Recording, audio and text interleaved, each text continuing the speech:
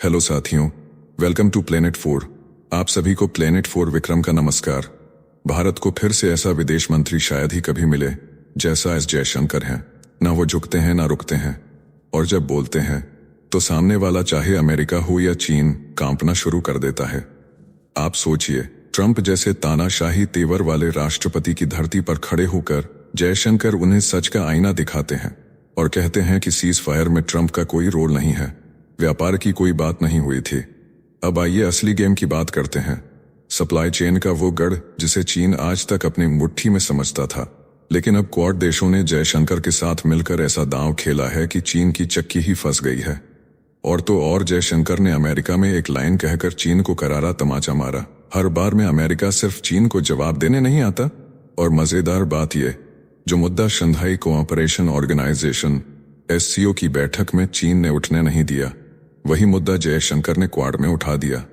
गड़े मुर्दे उखाड़कर चीन को बता दिया गया कि भारत जो चाहेगा वो करेगा, तुम लाख रोको, फैसला अब हमारे हाथ में है।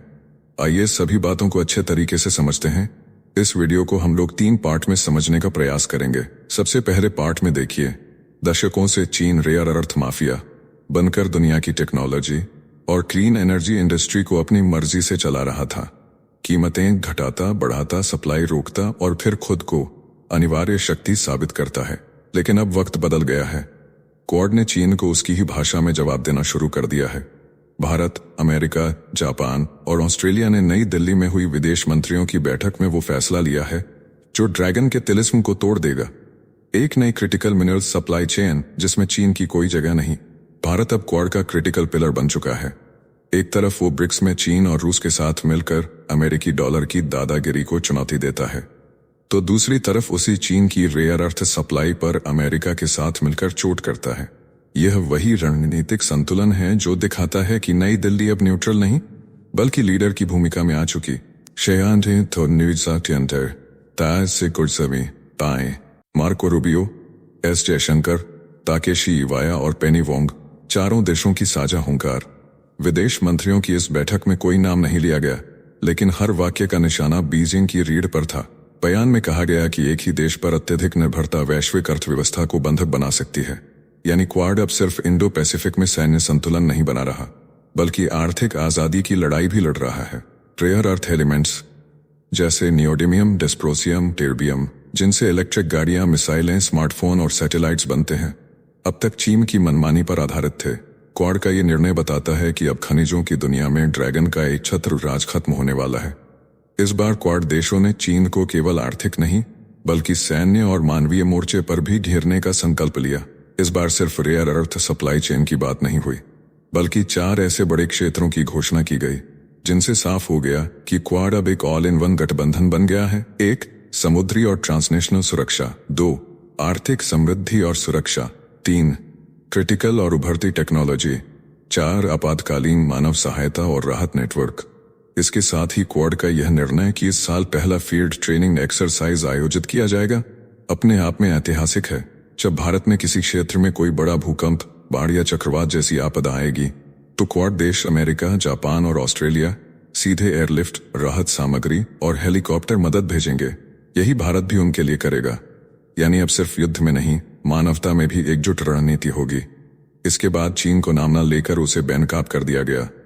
विदेश मंत्रियों ने साफ कहा, पूर्वी चीन सागर और दक्षिण चीन सागर में कुछ देशों की गतिविधियां उकसाने वाली हैं। इसमें सीधा इशारा चीन की ओर था, जो वियतनाम, फिलीपींस और जापान की सामुद्रिक सीमाओं का उल्लंघन, जल तोपों से हमले और वायु सीमा में अड़चन जैसी हरकतें कर रहा है। क्वाड ने अब इसे अंतर्राष्ट्रीय नियमों के उल्लंघन की संज्ञा दी है। भारत आज क्यों अमेरिका और क्वाड का साथ नहीं छोड़ता? इसका उत्तर एकदम स्पष्ट है, क्योंकि चीन का विस्तारवादी रवैया न केवल भारत की सीमाओं पर खतरा बन रहा है, डोकलाम, अरुणाचल, लद्दाख, बल्कि समुद्र में भी उसकी पकड़ मजबूत करने की चाल हर दिन साफ हो रही है। इसलिए भारत को ऐसे साझेदार चाहिए जो अंतर्राष्ट्रीय कानूनों का पालन करें, समुद्र में शांति बनाए रखें और जब जरूरत हो तो मानवीय मोर्चे पर भी कंधे से कंधा मिलाकर खड़े हों। क्वाड का यह नया रूप अब केवल सुरक्षा साझेदारी तक सीमित नहीं है, बल्कि यह एशिया प्रशांत में चीन की चालों को काटने के लिए बनी रणनीतिक तलवार बन चुका है। और यह तलवार अब केवल चमकेगी नहीं, बल्कि चलेगी भी।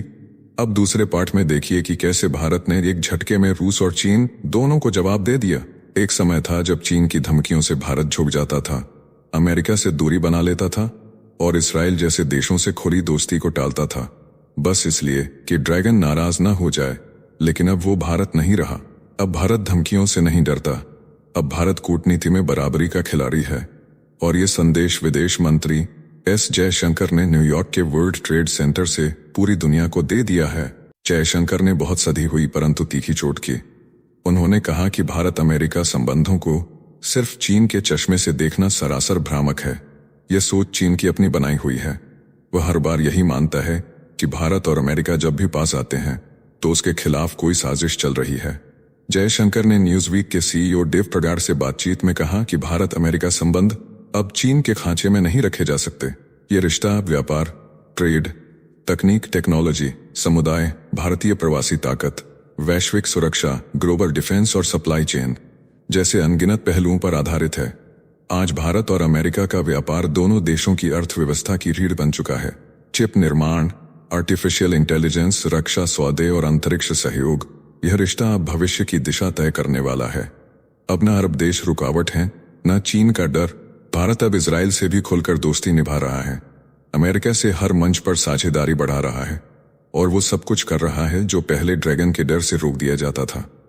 अरब देशों से भी भारत के संबंध अब संतुलन और स्वाभिमान के आधार पर है।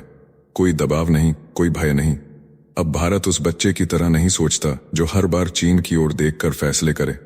अब भारत वो शख्स बन चुका है जो अपनी आंखों से दुनिया देखता है और अपने फैसले खुद लेता है। भारत और अमेरिका के बीच जब भी कोई रक्षा समझौता होता है तो चीन और रूस बौखलाए हुए विशेषज्ञों की तरह सुझाव देने लगते हैं। रूस कहता है कि अमेरिका भारत को नाटो में घुसाने की कोशिश कर रहा है। बीजिंग कहता है कि ये सब चीन के खिलाफ षड्यंत्र है। और ये वही टोन है जिसमें चीन कभी यह तक कह देता है कि अमेरिका भारत और चीन को आपस में भिड़ाना चाहता है। लेकिन अब विदेश मंत्री एस जयशंकर ने न्यूयॉर्क से ऐसा बयान दिया है जिससे ड्रैगन की सारी थ्योरी धराशायी हो गई। जयशंकर ने स्पष्ट किया कि भारत अमेरिका रक्षा सहयोग को हर बार चीन के खिलाफ जोड़कर देखना एक भ्रामक और ओवर सिंप्लीफाइड नजरिया है। उन्होंने उदाहरण दिया कि भारत और अमेरिका अरब सागर में वैश्विक शिपिंग को सुरक्षित रखने के लिए मिलकर काम करते हैं और यह भूगोल और उद्देश्य दोनों में चीन से पूरी तरह अलग है। उन्होंने कहा कि अमेरिका और चीन के बीच रिश्ते अब पहले जैसे नहीं रहे।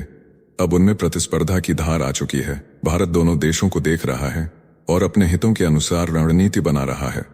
भारत चाहता है कि चीन के साथ उसका रिश्ता स्थिर रहे। भारत और चीन के बीच भले ही व्यापार असंतुलित हो, लेकिन चीन भारत का बड़ा व्यापारिक साझेदार है। जयशंकर ने कहा कि हमें चीन के साथ संतुलन बनाना है और अमेरिका के साथ अपने मेल को गहराई देनी है। यह संतुलन ही भारत की नई विदेश नीति का असली चेहरा है। इस पूरे बयान ने साफ कर दिया कि भारत अब किसी खेमे का हिस्सा नहीं बल्कि खुद एक ध्रुव है। और अब अंतिम और तीसरे पार्ट में देखते हैं कि कैसे जयशंकर ने गड़ा मुर्दा उठाकर चीन को बड़ा झटका दिया। एक तरफ शंघाई सहयोग संगठन SCO की बैठक में चीन ने पाकिस्तान का साथ देते हुए पहलगाम हमले की निंदा करने से खुद को बचा लिया और जब बयान आया तो उसमें बलोचिस्तान के जाफर एक्सप्रेस हमले का नाम तो डाला गया, लेकिन पहलगाम हमले को जानबूझकर नजरअंदाज कर दिया गया। यही कारण था कि भारत ने SCO के संयुक्त बयान पर हस्ताक्षर करने से इनकार कर दिया।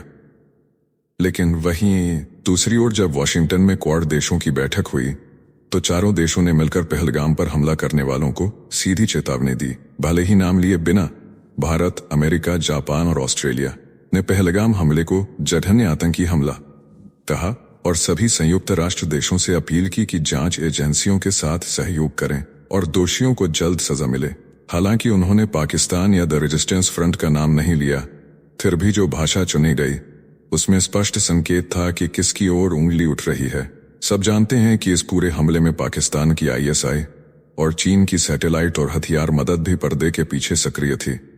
एक हमला भारत में हो रहा था और चीन खामोशी ओढ़कर अंतर्राष्ट्रीय मंचों पर पाकिस्तान की ढाल बना हुआ था। SCO में चीन का दोहरा चरित्र उजागर हुआ, जहां वो खुद को आतंक के खिलाफ बताता है, लेकिन जब बात पाकिस्तान की आती है तो मौन साध लेता है। वहीं क्वाड में भारत को न सिर्फ सुनवाई मिली बल्कि सहयोगी देशों ने एक सुर में इस हमले को विश्व स्तर पर उठाया।